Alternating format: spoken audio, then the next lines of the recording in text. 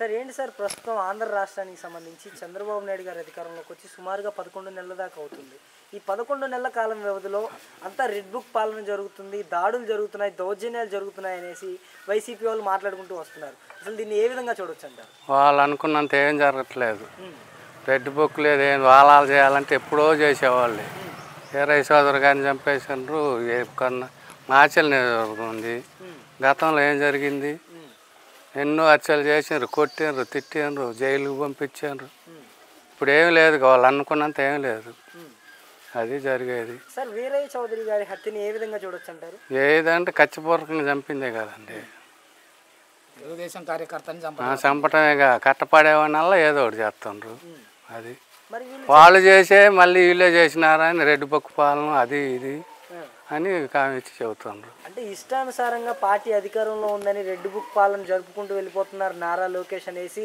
మేము ఊరుకోం, జగన్ 2.0 చూపిస్తామనేసి జగన్మోహన్. అదంతా ఒత్త కోతలండి, అన్ని కామించుకొని చెప్పేవి జనంలోకి తీసుకుపోవాలని చెబుతుండ్రు.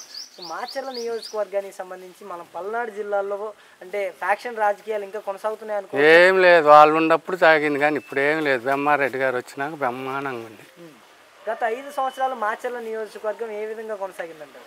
5 సంవత్సరాలు కథంలో చెప్పుకోకూడదు. అది చెప్పుకుంటే అరాచకం, దారులు, అర్చలు, జైలుకి కూడా నేను కూడా పోయినా. ఉత్తి పుణ్యానికి పెట్టి పంపించారు. ఇంట్లో చేసాలి 4 ఏళ్ళు తిరిగిన ఒక్క ఏడుగా. ఏంటంటారు మరి ఈయన వచ్చిన తర్వాత ఇంకా అభివృద్ధి పనుల సంగతి ఏంటంటారు? ఈ ఫ్యాక్షన్ అభివృద్ధి అంటే శాతనే ఉండదు కదండి. ఇప్పుడు ఎన్నాళ్ళైంది, అంత 11వ నెల ఇది చేస్తారు. అభివృద్ధి ఏం చేస్తారు? అన్నీ చేస్తారు.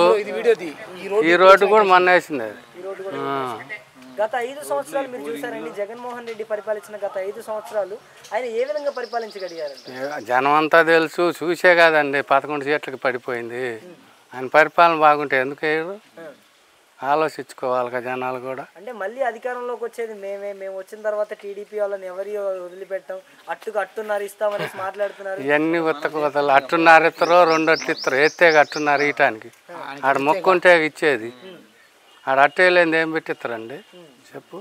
సార్ ఏంటి సార్ గతంలో జగన్మోహన్ రెడ్డి పరిపాలించిన గత 5 సంవత్సరాల పరిపాలనా తీరుకి ఇప్పుడు చంద్రబాబు నాయుడు గారు పరిపాలిస్తున్న ఈ 11 నెలల పరిపాలనా తీరుకి వ్యత్యాసం ఏంటంటారు? ఏం లేదు, ఇప్పుడే బ్రహ్మాండంగా హాయిగా జరుగుతుంది. జనాలు సుఖంగా నిద్రపోతున్నారు, బంగారం అలా ఉంటుంది. మరి హత్య రాజకీయాలు ఇంకా కొనసాగుతున్నాయంటారా టీడీపీ వచ్చిన తర్వాత? అసలు ఏం లేదు, వాళ్ళే కొనసాగించి వీళ్ళనే కొడుతున్నారు, వీళ్ళనే చంపుతున్నారు.